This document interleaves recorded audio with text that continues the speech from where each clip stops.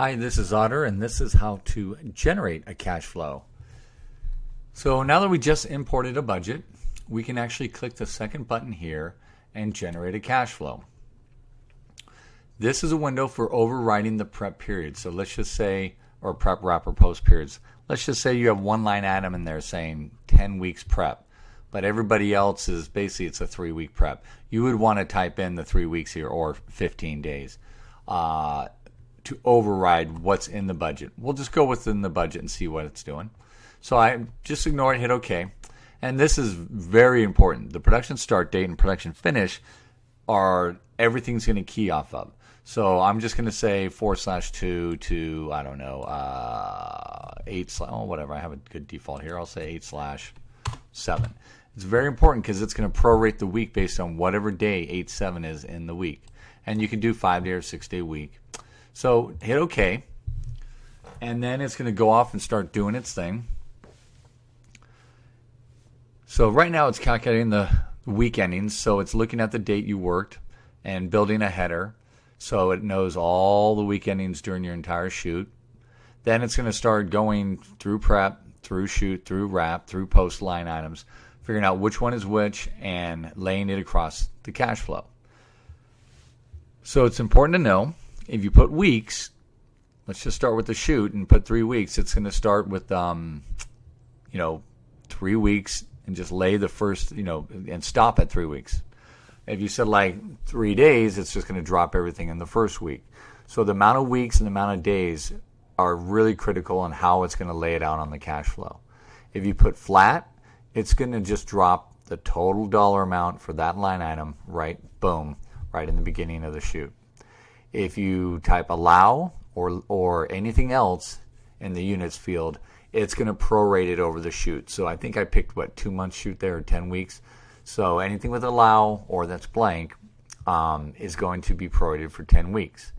So that's how it's going to work. Now also notice with the prep, it's going to back everything on the prep from the actual shoot. So if they had like 10 weeks prep or whatever, it's going to start with the shoot and then back up. Notice everything's delayed a week because this is when you're actually incurring it. They may have worked here, but they're going to be paid out the week after. Nice thing is once you have all this data, you can immediately jump right to Excel, and you can move the data around. And there's another video tutorial on moving the data, but I can show you real quick. With Control 1, I can simply move it, 3 weeks to the right. Control 2, I can move it back 2 weeks really quickly. Control 3 and 4 will move entire groups of data. So you can move your entire prep period over, or your entire shoot, or just find an account and move all of them over 2 weeks backwards. So it makes it really easy for you. So now that we have the data and everything, I'll just quickly show you. You could go right to your reports and see. It's going to show you print these out. You can print them out in 10-week reports. And there's your next 10 weeks going into the shoot. And your next 10 weeks you can see we have a very long shoot period and off into wrap and off into post. So all your reports are done automatically. You could also, if you're an Excel person, use the scripts menu and send it right to Excel. It basically tells me that the whole header has been put into Excel. I'm going to hit save. And now that the header is in Excel, I forgot I have two versions of Excel on this computer.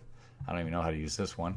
I just simply hit paste, and that way I got the entire header with all my week endings and everything all laid up.